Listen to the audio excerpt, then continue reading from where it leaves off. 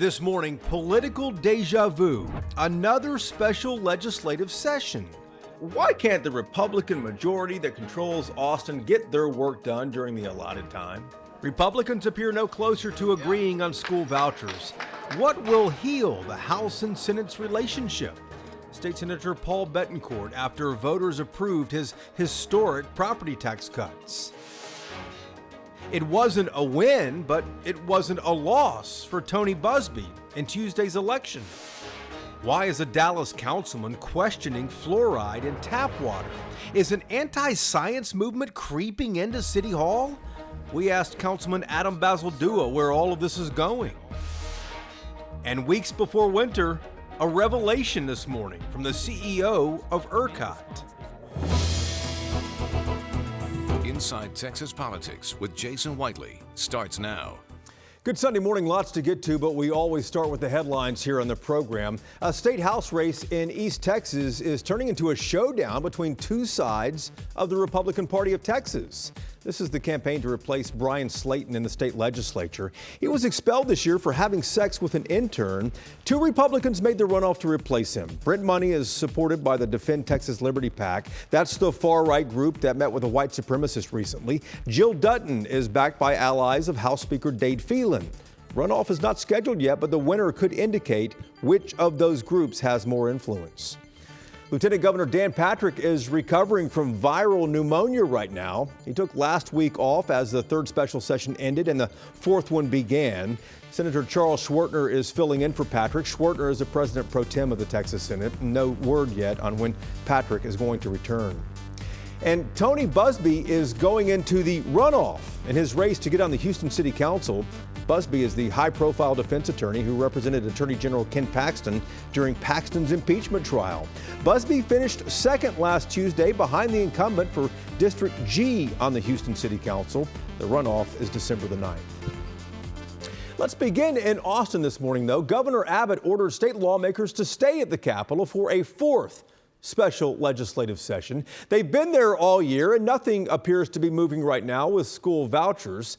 Our first guest, State Senator Paul Bettencourt, a Republican from Houston, on what is to come and Bettencourt's historic property tax cuts that Texas voters made permanent on Tuesday.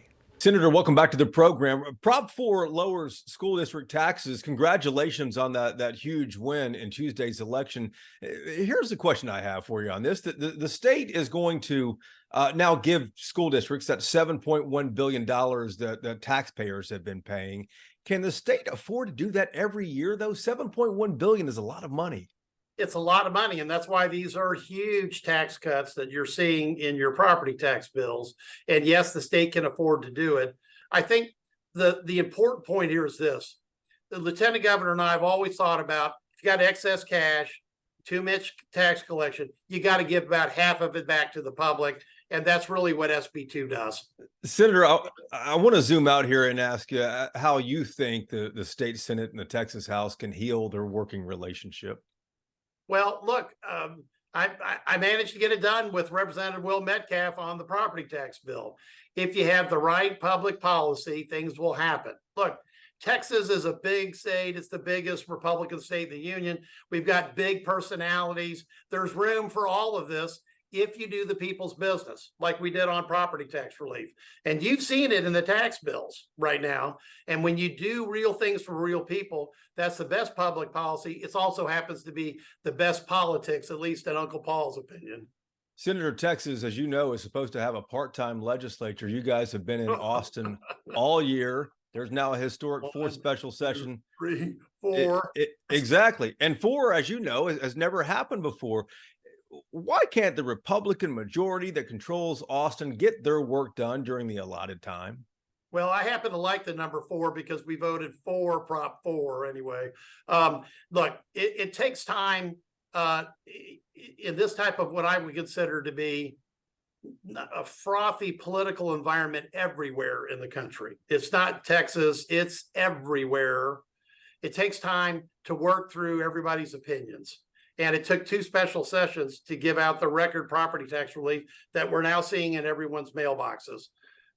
This will be critical because this session will determine whether or not the House will pass educational savings account Right. or equivalent. And of course, you got to stay tuned, because at least we're providing some theater, okay, as well as trying to pass good public policy. But the founding fathers in this state said 180 days is enough to get your job done.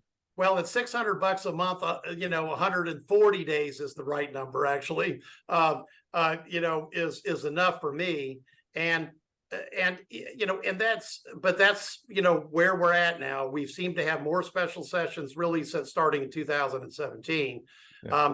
It will affect people. People will decide to quit. They'll decide to go home. We're already seeing the beginnings of that. There's a natural attrition with that. But this public policy is important. It was very important to get back that excess surplus cash to the taxpayers. Do you expect there to be a fifth special session? Well, if there's a fifth special session, I'm hoping for the spring. Okay, so my honeydew list grows long, and the holidays are here. So I'd rather show up alive than shot by my wife for not getting my list done. Right. Senator, we appreciate the time as always. Take care, sir. No, always take care too, right? All right, let's bring in the roundtable to talk about the fourth special legislative session. Bud Kennedy is here from the Fort Worth Star-Telegram. I am Mitra from the Texas Tribune, and of course, Bernadine Steptoe, political producer at WFAA in Dallas. Bud, we started the program talking about really no movement with school vouchers. There has been some minimal movement with vouchers. It got out of a House committee. It's going to go to the floor in the House of Representatives. Does it stand a chance? Well, we know that the House wants to take it out and play with it. We don't know what they're going to do with it once it gets to the floor. They've killed it, in committee over and over. They killed it on the floor 20 years ago. The whole question about vouchers still lies in the House, where all these members have to go home and face the voters in districts that are dominated by school teachers, school employees, where the schools are the biggest employers in their district. And Ian, what are you hearing there in Austin about whether this has a chance of actually getting passed? Well, ultimately, it's about the balance of the legislation. And I think one of the things that came out of this bill that's moving forward in the House is the fact that it's also addressing kind of per student spending, education funding, as well as teacher pay elements too. So it's a matter of balancing that, and along with the ESA for the voucher-like program allotment. And so, I mean, if it's just about vouchers, that's what's the debate's going to be on the House floor, and that's what's going to ultimately decide this bill. But it's a discussion about the balance of what these schools need too with the funding. So yeah. So that's where the debate's going to go. Bernadine, 4 special sessions, that hasn't happened before. What are you expecting? A 5th? When will this ever end? Well, you know what? I really don't believe that Governor Abbott will call a 5th special session. And it doesn't appear as if he's going to, I know that it has moved out of the House to the floor. The vouchers, yeah. But that's what is the problem with the bill. And some of the Republican House members have asked for it to come to the floor. So a 5th, yeah. I don't think so. A lot of people are crossing their fingers that does not happen. All right, guys, thanks so much. We're back with you guys in just a moment here. Coming up next here, the man who runs the state electric grid with a revelation for us just weeks before winter begins. And why is a Dallas City Councilman questioning fluoride in tap water? Councilman Adam Basildua takes our questions when Inside Texas Politics returns. Welcome back to Inside Texas Politics. Dallas City Hall has made headlines over the last week about adding fluoride to tap water. Dallas has done this since 1965, but when Dallas Councilman Adam Basildua questioned it recently, many wondered if an anti-science movement might be underway at City Hall. This morning, some clarification from Basildua himself. He represents South Dallas and eastern parts of the city, and we reached him during a quick trip to New Orleans. Let me read a couple of headlines, which I'm sure you've seen by now. This is from the Dallas Morning News. Why is Dallas City Hall humoring fluoride conspiracy theorists? Dallas Observer says Dallas continues having dumb conversations about fluoride. What's your reaction to those? I think that those make for great headlines, and I know media has to do their job, but so do I. And I was elected to be a policymaker with the right education to make decisions. And this wasn't brought forth with an intent to take action to take something away. but more so that we have the resources and knowledge that we should have to be able to go back to our constituents who we hear from on a regular basis and explain to them why this is something that is supported by the city of Dallas and why we believe that there is a benefit for the public good. What do you expect is going to happen next on this? Will a proposal come out of this committee regarding fluoride in water? No, I don't believe that a proposal is going to come out of this. I think that, again, it was more of clearing up some misconceptions that had been brought out to the public. DWU is going to give us essentially a summary of what we've heard from both briefings. And then I plan on issuing a statement that will be very clear and explicit to the stance that the city of Dallas takes with fluoridating our water. And just for clarification, you don't see any way, at least while you're on city council, that fluoride is going to be removed from Dallas water? I do not see that fluoride will be taken out of Dallas water as long as I'm considered. Let me ask about the talk going on at City Hall too, about changing the city elections from May until November. That would obviously, the idea there is to increase turnout like Houston does, I believe. But there's also talk about letting city council members serve longer terms, and also, term limits might change. Explain to folks why that's a good idea. Yeah, thank you for the question, Jason. I believe that this charter review is a great opportunity for us to evaluate the efficiencies and inefficiencies in our government. 70% of our job is land use. And if we're going through a zoning case that goes through extensive public input and comment, and there's an expectation for that tangible result that all voters need to see, is that those tangible results, it's really hard within a 2-year time period to have even been able to start and complete a project so that your constituents can hold you accountable. That's one argument. Another argument is, quite frankly, the form of government that we have is essentially like a Fortune 500 company that has a CEO and a board of directors, and the council acts as the board of directors. I personally don't like to see that at any given election cycle, our entire board of directors could be wiped away. So I think that a conversation about staggering our terms needs to be had to not put our city in any vulnerable states going forward. Councilman, it's good to see you again. Thank you. Yeah, thank you, Jason.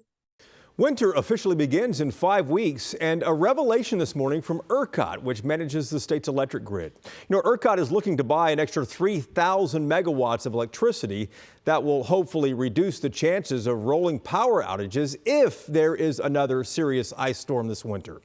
On this week's episode of Y'all-Tics, though, ERCOT CEO Pablo Vegas told us that Texas might not be able to find all that extra electricity in time for winter. Last month, that announcement was made, hey, we need an extra 3,000 megawatts to get in the right spot there. Did I understand that the solution is to fire up some old coal-fired power plants if needed? This is really like an insurance product. We want to say buy, a little of insurance, but get some extra capacity available just in case we've got a winter storm, Elliott type of storm, which was what we went through last winter. And that was a pretty strong storm. It got pretty cold, if you all recall. We said all of the plants that had recently retired, mothballed, said they weren't going to operate for the winter.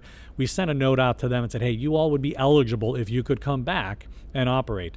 We don't expect a lot of them to be able to do so. In reality, it's probably less likely that any of them will actually be able to do so, because once a plant gets into a shutdown mode, it's really hard to turn that around and bring it back up and run safely and reliably. So is the 3,000 megawatts there then going into the winter? The other side of what we asked for in that RFP was for demand response, new demand response. Demand response is when there is a call to reduce energy, somebody actually can show that they can reduce energy. It could be as simple as a retailer in a city having a bunch of controllable thermostats that people sign up for and get paid in order to allow the company to turn that thermostat up or down in order to manage energy at a peak time for an hour or 2 or 3.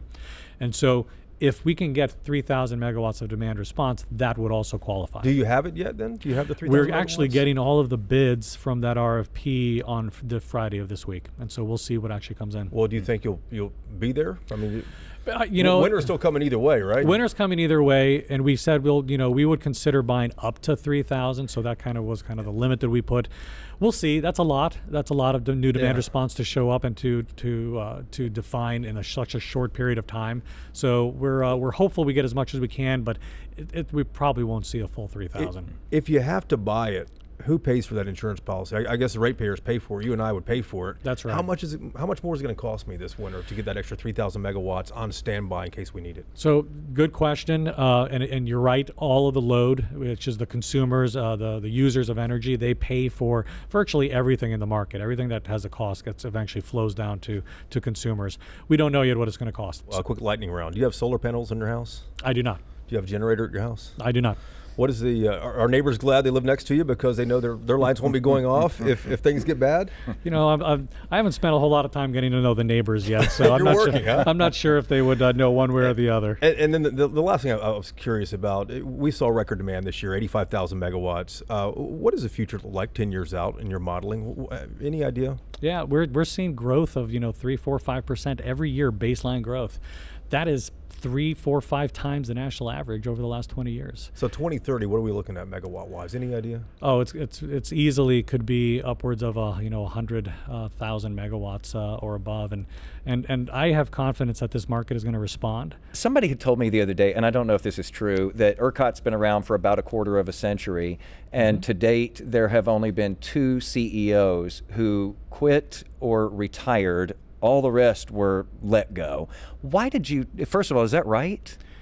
I've heard I've heard it actually worse. I heard there's only one person that's ever retired from this job before. And why is a good idea? Yeah, I can do this. Why would you? Why did you take this job? I mean, you're familiar with the retail side of this. Why did you take this job? This is Pablo Vegas' first ever podcast. He does answer that question on this week's episode of Y'all-itics. You can download it wherever you get your podcasts, or you can watch this episode by searching for Y'all-itics on YouTube. When we come back here on Inside Texas Politics, though, Donald Trump leading in battleground states, but Democrats did better than anyone expected in Tuesday's election. So how does it affect Texas going into Super Tuesday next year? The Roundtable is ready when we return. All right, time now for Reporters Roundtable to put the headlines in perspective. Bud Kennedy is back with us from the Fort Worth Star-Telegram. I Am Mitra is here from the Texas Tribune in Austin. Bernadine Steptoe, of course, political producer at WFAA in Dallas. Bud, let's start with you and the Tuesday election. Donald Trump is still polling ahead of everyone else in battleground states, but Democrats did a lot better than anyone really expected. Democrats think they did well across the country because of 2 big issues, abortion and Trump. Neither one of those works as an issue in most of Texas. It might affect a couple of swing districts, but most of Texas, I think abortion was only an issue to 4% of the voters in the last cycle. May not be that many more this cycle. And Trump, Texas, Trump is the only candidate right now. The decision on that may not come till after March. And in Texas is still Trump country, as Bud's talking about here. Does any of this really affect what we're going to see in March and Super Tuesday? Yeah, great question. It really kind of depends on what's in the news then. What's the status of the war with Israel and Hamas? I mean, really, if you look at Trump's numbers, they haven't exactly gone up, even though he's showing a lead. It's really some folks souring on Biden. That's what that reflects. So there's a lot of time for that to change. Bernadine, what are you expecting to see here? Is any of this going to change anything? We're certainly a long ways out. We're going to have a lot of polls between then. We're going to have several criminal trials likely between then as well. Well, Biden supporters are saying that the polls don't necessarily reflect what's on the ground. And also Tuesday's election can say that, reflect that politics is local. So you had a lot of those races, of course, because a lot of those voters in those states, they're not happy with what's going on nationally in terms of the abortion issue, but they're showing it locally, that this is what we're going to do. This is how we have more control with their votes. But it's a long way off, and I just don't think that a lot of it is going to be reflected, because you're going to have Trump, former President Trump, as the Republican nominee, but he's not going to change in terms of people who like Jason, him. another point. This is a real off-cycle election. It doesn't have the big turnout a presidential year has. So you don't have the same kind of voter in the election last week. Ian, let's talk about the state legislature, this fourth special legislative session again here too. We talked about school vouchers still having trouble like it has had for decades here in Texas. But the House and Senate, the Republican leadership in both, do agree on border security finally. What's included in this? Yeah, and this was something that was discussed in the last special session as well. And this is, this is about making illegal immigration, giving a state law and criminalizing illegal entry into the state. Obviously, immigration is a federal issue, but with frustration in the state about what's going on the federal level, the state the legislators are moving forward. The House and Senate have filed exact same bills on this in terms of kind of the next steps. So something will move on in this session on that front. But is there any political risk at all for pushing ahead with this going into 2024? I don't think there's so much a political risk because I think the courts will have thrown it out by then. I think a lot of this is just a hollow political gesture. Even Senator Birdwell called it out and said this is something that won't really hold up. The Texas Constitution says plainly that anybody who's arrested for a crime in Texas can't be taken out of the state. So you can't take them and dump them somewhere else. And that's a good point you made and I made as well too, Bernadine. At the end of the day, Democrats and other groups say they're going to sue over this if this is signed into law like Governor Abbott says he will, because immigration law is a federal issue, not a state issue. I think it's posturing on immigration and the border because, as Bud mentioned, immigration is a federal issue. Yeah. And Texas is moving and making a lot of talk and all of that, but at the end of the day, the question is, will it hold up in court? Yeah. And Arizona had a law similar to this, and the United States Supreme Court said it was unconstitutional. Right. Yep. Good deal, guys. Thanks so much. We appreciate it. Good to have you in studio with us as well. I hope to see you up here soon, too. Thank you so much for watching Inside Texas Politics. We're back next Sunday to take you inside Texas politics and hope you can join us then. Take care.